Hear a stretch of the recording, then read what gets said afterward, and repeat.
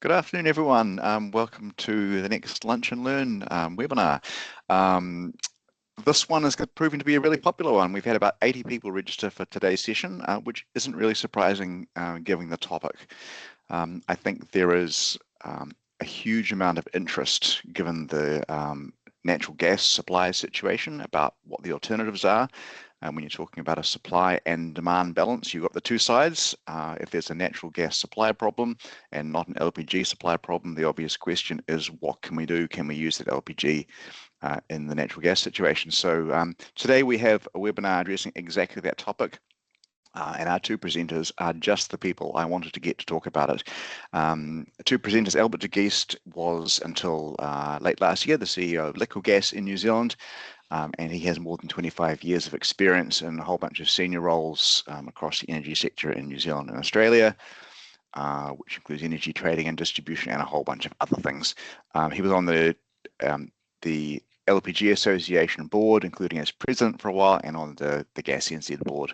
And then from Australia, we have Chris Dolman. Chris is the head of marketing for the Linde Group South Pacific, so that covers BOC and LGAS. Chris has been also working in industrial gases and chemicals and energy for over 20 years with a whole range of roles across LPG and biomethane and hydrogen. So he's well positioned to inform us about what the options are and from a switching perspective. So look, without any further ado, I'm going to hand over to Albert to kick us off, and then we'll go through and we'll have time for questions at the end. You'll see on your screen we've got a Q&A button and a raise hand button. Those are the two we're going to use. If you want to ask a question, we'll get to those at the end.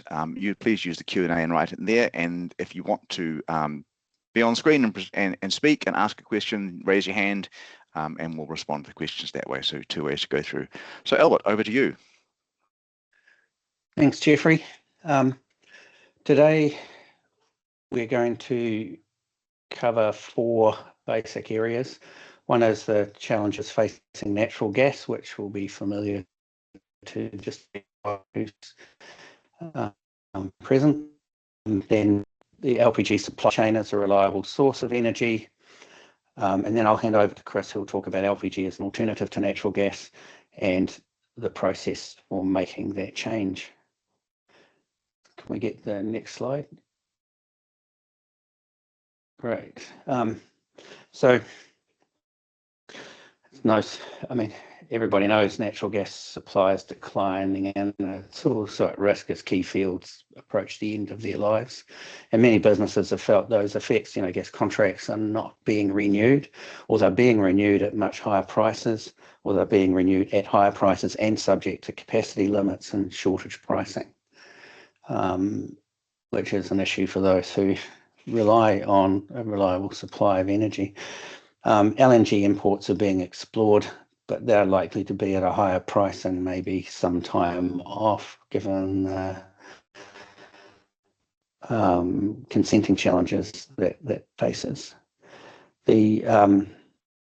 Also, new local gas development has to be unlikely for some time, I would have thought, given the political uncertainties that any explorer or developer would face. So then LPG becomes a credible alternative for many gas customers, and it's available now.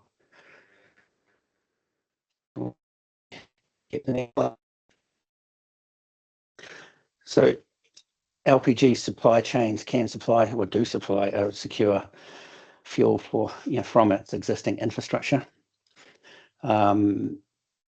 LPG supplies isn't constrained despite declining local production, with significant capacity to import into the North and South Island. South Island, of course, has always imported LPG, either from the North Island or from Australia.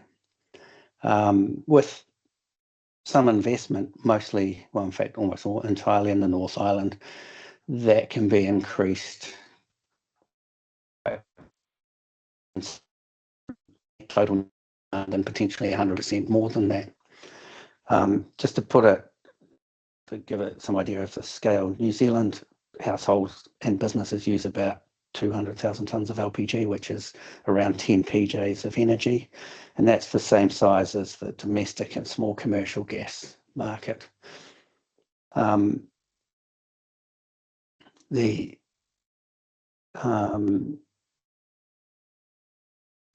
So the worldwide market for LPG exceeds 300 million tonnes per supply on our import potential, which is probably more than 20 PJs per annum, but that's a tiny fraction of world demand.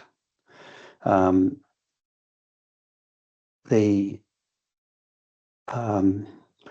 it is possible to import into the North Island at Port Taranaki now, and with some investment that can be increased, or liquid gas could reopen the Auckland terminal if there is sufficient demand, and that would easily allow for the whole of the North Island and much more LPG to flow in the country. So the message there is that LPG is a reliable alternative to natural gas for the likely demand that could occur, even with a lot of smaller gas users converting. So I'll hand over to Chris now, who will explain how LPG can be used by existing gas customers. Yeah, thank you very much, Albert. A really good opportunity to sort of discuss the pathways.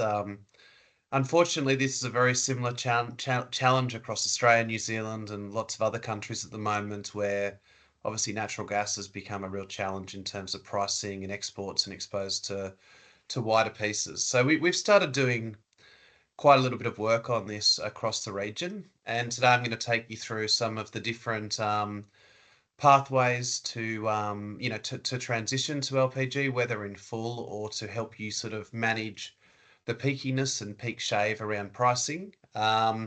And hopefully that's of interest, and we can follow up with any additional information. I'm sure the first question will be, what's the cost of this? And I do have some indicative stuff from some work we're doing in Australia at the moment, but once we get to the bigger scale boilers and other sort of power gen pieces, it's more a bit bespoke, but I'm happy to give the insights that we have. So typically we see three options of transitioning to LPG for those who are currently using natural gas for their burners. The first one, which I think is a really good short-term solution for many users, is actually having dual connections or dual burners. Effectively, that means that a user can flex between both natural gas and LPG, depending on availability, cost, all those sort of good things. So it gives you total flexibility and the ability to manage your costs as best as possible. It's incredibly flexible, and it is suitable for residential and I&C customers, and can also be used potentially for biogas as well moving forwards, if that's something that that someone has on site. We're actually doing some work at the moment, and it's more around residential, but as a reference, we're seeing a boiler can be sort of transitioned to LPG for around $500. Obviously, it depends on the size of the boiler, but that burner transition is pretty standard technology, and something that LGAS and other partners can certainly help you with. The next option is a full LPG burner replacement. This is where we would need to go for many customers as natural gas volumes and availability falls away. As Albert pointed out previously, there are no constraints in reality on LPG supply. So this is something that can be done with the assurity that you're going to have access to long-term energy supply, which I think is a really good thing and really important for particularly commercial users, but also for residential if they're making an investment in this burner change. We are seeing some of the natural gas networks in across the region converting to LPG in full, based on cost of networks and all that sort of piece. So I think this is something we're going to continue to see moving forwards. And effectively you can still utilize the majority of your current appliance. It's more around the burner replacement. So this is a full replacement. Then we move on to synthetic natural gas. So effectively you can mix LPG with air to create what we call synthetic natural gas. Synthetic natural gas is effectively a product that means you do not have to change anything. You can use your existing burner, your existing infrastructure, and it's suitable in reality for larger customers where maybe that burner transition is a little bit more complicated. We do see this in some networks as well. So, for example, we may see them in a residential network where natural gas is no longer available. So that is definitely a viable pathway forwards for some residential users as well. And this one is probably a little bit more bespoke and really depends on your appliance and a number of factors, but certainly something we can look at for the larger users where maybe you don't have the ability to do a full transition to LPG or look at that dual connection for flexibility option. So going into these in a little bit more detail and what that means for you, the dual option I think is a really good interim play for many users, particularly industrial across New Zealand. This gives you the best of both worlds. It allows you to manage ups and downs in pricing, particularly on natural gas as you see shortages. It's relatively low cost to have an LPG tank on site as a backup, and you can then use that when you need to. The advantage of LPG, it doesn't boil off either, so you can actually have it there as storage for those times where natural gas pricing is particularly high. We see this as a really good way to peak load as well and sort of manage a flexible type supply chain. So it can be used also if you've got a peaky demand yourself. So you could have a base load of one of the energy vectors and then use this LPG as that flex, which means you don't have to overinvest in pipeline capacity, which can be costly, particularly if you've got a variable demand. So it's a really good option for many users. And we are starting to see more of a need to look at flexible and multiple sources of fuels on different people's sites across the region. As you know, we look at the complexity of our natural gas and electricity grids moving forward. So this is a really good option for many. It's relatively low cost because you're actually just introducing another burner. It really depends on your appliance, but something that can be managed, very well by your local gas fitter in effect. Moving on to full LPG burner replacement. This is effectively where you've made a decision that natural gas is no longer going to be either cost effective or available for yourself. You can work on that with people like LGAS as your LPG supplier to get a long-term fuel agreement, which means you've got that continuity of supply and ensure that you have supply. It's something, given the existing infrastructure in New Zealand, that is available today and has a strong future given the amount of LPG that is currently moved across the world. Even as New Zealand LPG declines over time, there's significant capacity from Australia or further afield. So we actually import LPG from the US periodically, but also have a number of local sources within Australia which can help with the LPG needed in New Zealand. I think this is particularly interesting for those who want to get rid of network charges. So the network charges are increasing across our region for natural gas, and by moving to LPG, you're moving to a more cost-effective tank and you're no longer paying for the capacity in the grid. And then SNG. I think SNG is probably more a bespoke type option and really for those niche customers where you might have an existing natural gas grid that services a number of customers, or that could be residential or I&C. It really is useful because it means you don't have to change anything at your end. Effectively, what would happen would be that we would put in a LPG tank and a mixing unit to safely mix air and LPG. We do have a number of these internationally, and they work really well, and they can be managed very safely. So there's one in Armidale, which is in Western New South Wales, a very cold climate, and that manages a range of I&C and residential customers. it's probably not something that would be cost effective for a relatively small or residential user, but it certainly could be suitable for some of the larger industrial users or a potential network. So again, this would be more of a bespoke type offering, but something that actually would resolve the challenge if you've got multiple burners that you would need to replace and you've got relatively large volumes. We've actually just bought in a unit from Japan to do smaller mixing, and looking for people to test that with as well, in terms of does it work commercially for the end users as they transition to synthetic natural gas as an option. Just moving to the next slide. So I thought I'd put a few pictures together because I think it's really useful showing the world in pictures. Effectively, what we're showing here is that actually you don't need a lot of infrastructure to change. I think, if you're a relatively small user, you could look at the bottom left-hand corner, which is a bank of LPG cylinders. Then you could move to the right of that, which is, a larger tank. That can be used for a range of applications. We see them in everything from caravan parks to industrial users.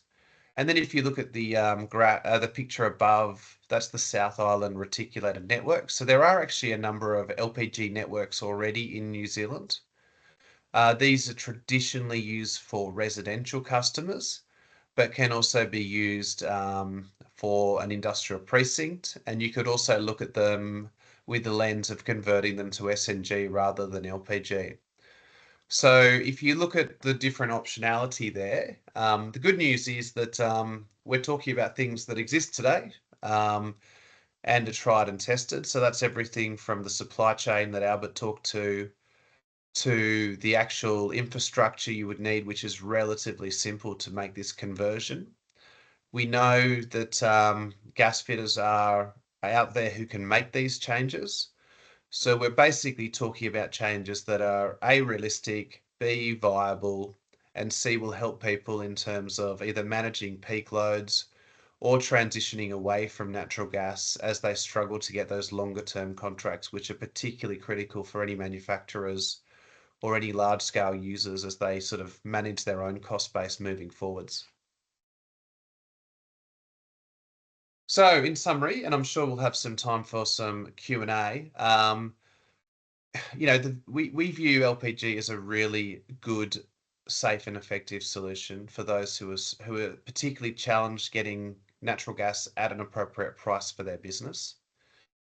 In terms of what this will cost, it really depends on where you are. So as Albert talked to, we are bringing in LPG into New Zealand across the country. And proximity and drop size, all those sort of things really do define exactly what the cost will be, but it's something we can look at with individual users or user groups. There are different ways to cut that. If you've got a large group of industrial users, for example, in a region, there could be group deals to be done as well. And that conversion fee, it really depends on your appliance, but there is an interesting piece of work which I can drop into the chat, which shows how a company over in Victoria, Solstice, is paying their users to convert from natural gas to LPG at the moment. And it shows the incentives Solstice is giving their end users as they're closing that CNG network. In reality, the costs they're putting forward are probably at the high end because they're closing a network, but it just gives you a representative cost of what that might look like if you are doing the transition. So I think that might be useful to review. And that's probably us at a high level in terms of what we wanted to talk about today around the optionality and the LPG supply chain. It's really over to Jeffrey, Albert, and particular questions that come up. So happy to be open to anything we can help you with. And, if you've got something that you want to talk to us about outside this larger forum, happy to do that as well. Great. Look, that's an excellent little overview there. Chris, if you want to stop sharing your presentation there, great. That's really interesting and nice to get a kind of a concise high level. A few things that occur to me just while other people are firing their questions into the Q&A. Obviously, one of the major considerations of making a transition like this would be price stability going forward. Obviously, we've got good recent experience about the price stability or instability of natural gas here in New Zealand. What can either of you say about the future price path of LPG given the relative volumes between New Zealand's consumption and global production? Yeah, I mean, I think it's a really good question. The challenge with a lot of these energy vectors is they are often pegged to global trading pieces. You know, with our customers, we offer a range of things. So we potentially float it with those global indices so that people have total transparency. Or for larger users, we can also hedge to give you sort of a longer term fixed price as well. So there are different options to do it. If you look at the, you know, the cost of LPG, it's a very visible sort of indice on the Saudi CP. So I think it's quite easy to understand, but you know, we could take people through what that looks like, and I think there are definitely options to hedge, particularly with for people who know their volume, and you know that gets you longer term, you know, certainty. Sure. Okay, and then I guess the next question that kind of came, I was surprised when I was looking at data on the number of gas networks that exist in New Zealand, because a lot of the ones that count as a network are actually like residential care facilities or, you know, small, fairly small networks, yet they still count as a network. If you were a caravan park or a rest home with 100 units in it or whatever,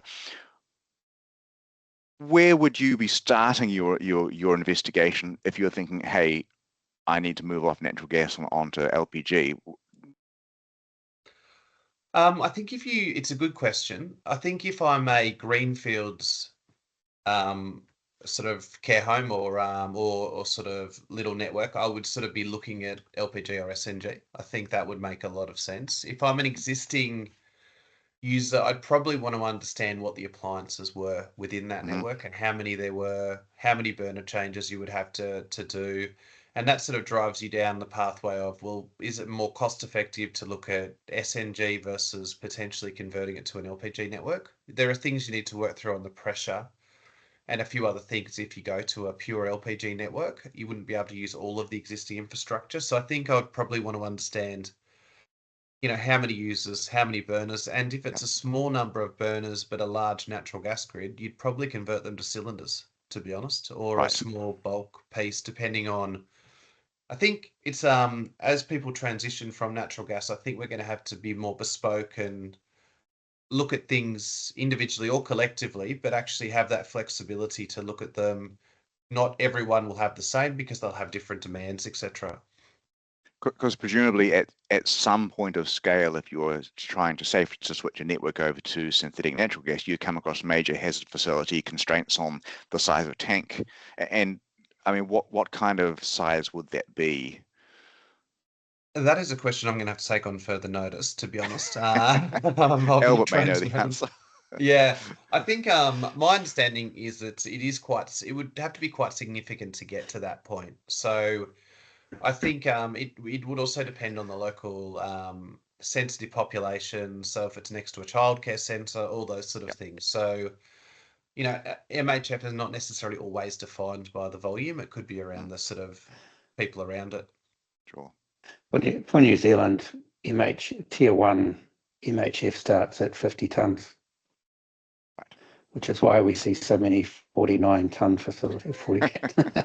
Funny there. Okay. Does anyone in the audience there have sorry, Albert. Oh, you're frozen on us now. Here we go. Oh no, I don't have anything else. I think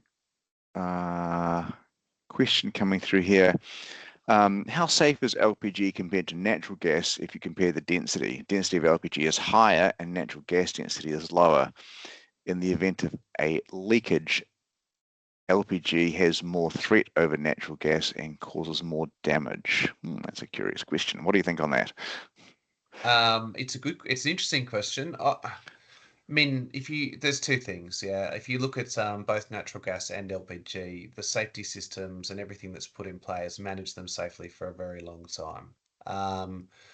If you don't look after your appliance and you don't look after your pipework, there's always a risk. And that's why there's standards around how you store and manage LPG. In reality, I don't see them as significantly different in terms of risk profile. I think it's the same risk profile. If you don't manage your system and manage your appliance, you've got a risk. Yeah. But if you work with authorized gas fitters and you do all the appropriate maintenance, it's horses for courses. I think it's very similar. Okay. It's actually possible that our Q&A might not be working because I think the questions that are coming through to me as external questions, but that's fine. They are coming through. So a question from Pam Unkovich here. What level of energy input is required for the gasification component of SNG? Also, would the CO2 emissions be increased due to the gasification process stage as well as the end usage? Good question. So the actual energy use is not significant, but it would also depend on the size of the network. So, I mean, LPG boils off at fairly low temperatures, so it's pretty manageable in terms of that. In terms of the CO2 piece, it would be slightly higher, I suppose, in theory than LPG because you would have a secondary process, so a bit of power involved, but not necessarily material. So I think it would be very similar to an LPG only system. The only real difference is a little bit of power and you're not changing over your burners, etc. Yep. Okay. Here we go. A few more there. Based on current market prices, what will the cost difference be between natural gas and LPG? That's a very loaded question. So looking forward to taking that one. I think when you look at LPG, it really depends on your location and your volume because, if I'm delivering LPG in a cylinder to New Plymouth versus supplying it in 4 tons at a time, the cost base is quite significantly different. Sure. What we do see is that the price to import is becoming increasingly competitive with natural gas, and the future sort of view and the ability to hedge prices means that you've got that sort of pricing security as well. So happy to have a look at Ali's exact location and volume and see what we can do and do a comparison with him or her, sorry. But it's probably not that simple because then you've also got to include in network charges, capacity charges, everything else. So, but Sure. we're confident it's competitive. And just for interest, when you're talking about price hedging, what kind of time frames are hedges actually available on for LPG? I think the maximum we've typically done is 3 years. Okay. I think I think that's when you're hedging, you might pay a smaller premium to start with, as you can imagine, because we're sort of hedging with them as well. But happy to have a look at things. We wouldn't typically go a lot longer than that, just because of we're all guessing the future of energy. Yeah, like who knows what's going to happen in the world. Sure. Okay, here's another specific LPG technical question. When we talk about LPG gas bottles, how can we resolve the condensation and icing effect on the bottle as observed in some cases that the customer isn't able to fully utilize it? Yeah, I mean, I think that's around getting the vaporization right. So there's a couple of things that can be done in that. It does depend on the conditions in which it's held. So if it's in a really particularly cold climate, there are options around intrinsically safe heating jackets for LPG cylinders. There's also vaporization as well that can be added to a system, but it really depends on the temperatures you're getting down to. I mean, that is not insurmountable, but there will also always be a small tail in the bottom of any industrial gas or LPG cylinder. That's just the sort of crux of how they operate. Okay, it looks like my Q&A wasn't working, but now it does seem to be working. So there's a few questions in there. Tim asked, could you just explain, perhaps in a bit more detail, when the vaporizer option would be the one to consider? It would really depend on the throughput you're trying to get. So if you're trying to suck the gas out really quickly, then you're probably more likely to need a vaporization or a heating jacket. So we'd have to look at your peak flow versus the external temperatures, and we could come up with a solution pretty easily. And in terms of the infrastructure that you need for that vaporizer, are we talking something big, something small? What's involved? It all depends on flow. So, for a larger, if you're looking at a large industrial, if you're looking at the ski fields, for example, in Queenstown, and they've got high flow but low demand, so they're quite a peaky customer. You would have to size the vaporizer for the peak flow. Yep. But typically, we're not talking a big piece of kit. It's sort of, 2 to 3, maybe up to 2 meters tall, maximum probably only 1 meter tall, Okay. and maybe a footprint of, 1 or 2 square meters. So it's not significant. Okay, that's good. Good, interesting question in here about what year would we expect to see carbon net zero LPG delivered to New Zealand? That's something that has been on my mind. I have been asking the same question, and certainly from what I'm hearing, it's looking most likely that Australia will get there well before New Zealand, and so we're looking to import from Australia. What's your understanding of where Australia is at in the production of zero or low carbon LPG? It's a very good question. I've been working on that for a number of years, looking at both bio LPG and DME as a potential alternative. Currently, we offer a LPG in Australia with a carbon offset program, which is a starting point. So, for those who want to buy the offset to match their carbon, we can offer that. I think we are about to roll that out in New Zealand, is my understanding. In terms of bio LPG, most of the bio LPG will be linked to SAF plants initially, so sustainable aviation fuel plants. We're talking to many of them across the wider APAC region around accessing their LPG. What we're trying to work with them is what's the value of that LPG to them, because they can reuse that in their process versus us using it for INC and residential customers. In reality, we've done some initial work with renewable DME in the region. I would say bio LPG, we should be getting, at least ISOs to sort of get people across by 2028, give or take, depending on how SAF plants move. But there are, the most likely place we'd probably get it from first would be out of Asia. Okay. And then the SAF plants, whether it be Ampol or some of the others in Australia, are probably likely to start production from 2030, give or take. Okay, well, that's interesting to hear those specifics. Question here coming through on the chat that I think is possibly even more one for me, but I'd be interested in your views. And when we talk about the factors that hinder natural gas to LPG, the twin issues of slow consenting and the need for a larger real estate footprint due to compliance and hazard zones. I have to confess, I haven't had anyone come to me and say that they have a problem with converting from natural gas to LPG. But I'm interested, I guess, Chris, if you have heard of people having trouble and if there are issues that we should be focusing on to try and remove some of those.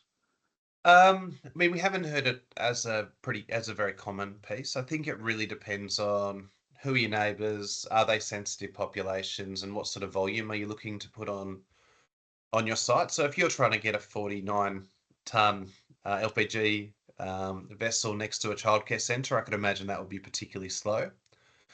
But typically we don't see that. But if there are examples, we are happy to sort of work with people, because we can often help because we've got access to a lot of that safety information they need, hazard zones, emergency response pieces, all of that. So it's something we can support, but it's not something that we see as a super common occurrence. Okay, yeah, and that's similar, I guess. We haven't had anyone approach us saying it's anything other than a technical understanding price element. Certainly no one's told us they're having consenting problems specific to the making that change, which I think is probably explained by it actually sounds relatively straightforward from a technical point of view from what you're saying. And you may have already answered this already, but someone's asking here, as we move towards cleaner energy, what's the best way to make the switch from natural gas to LPG so we keep things running smoothly, control costs, stay safe, and make it easy to move to renewable fuels in case it's later required without having to start from scratch? And I think that fits in nicely with the work that's currently going on to accelerate biomethane production here and then eventually bio-LPG. Yeah, I think I still think we will need liquid fuels moving forward. I think it's fair to say that the existing, fuel and power network that we have is a mixture of everything from electrons to multiple liquid fuels. Moving from natural gas to LPG, or even from coal to LPG. So natural gas to LPG will have limited carbon savings, but coal Yep. to LPG will have savings. And I think this is a transition. We can't jump straight to perfect necessarily because of the cost to end consumers. So, if you're going to electrify your home, that might cost you up to 40 or 50K when you include all the different appliances. So I think, if you move to LPG now, that allows you to get access to, future liquid fuels without having Yep. to potentially change your appliances now. I mean, electrification will work for some people, and it really depends on their application and all that sort of stuff. Mm. I did warn you before we began that people are very concerned about price. And a question here, I guess more specifically than before, what's the regional long-term outlook for LPG? Will we ever get to a point where it becomes constrained and starts to become challenging or expensive to source and import supply to New Zealand? I don't think we will, because often, I suppose from 2050 maybe. So I think if you look at LPG, it's often, it's produced as part of wider fossil fuel production. And, we are moving to a cleaner world, but we're going to still see those fossil fuels in production for the next 20 years. So given the size of New Zealand and Australia, I don't see us having any constraints in the short term. Do I have an outlook of what it looks like in 2050? Certainly not. But, I'm hopeful by that period we have a range of renewable liquid fuel vectors to replace the fossil LPG by that time anyway. Yeah. And I guess just going back to that question on the renewable liquid gases, the bio LPG, as far as we know where the technology is going and what's available at the moment, is that effectively a drop-in substitute for LPG? So there's a number of things being looked at, I suppose, for replacement for LPG. One of them is renewable DME, or dimethyl ether. That can be put in at the moment up to about 12%, and have no change on your appliance. In reality, if you went to 100%, there is a change. So that's one pathway we've been looking at, and DME is more available at the moment. If you look at bio LPG, there should be no change on your appliances because it's the same molecule, just produced in a different way. Fantastic. Okay, look, I think that's been a really interesting discussion. We want to give people a little bit of time to get back to their desks before 1 o'clock comes around. Do either of you have kind of any wrapping up comments you'd like to make before we close? Yeah, Jeffrey, there's one question about sulfur content in LPG.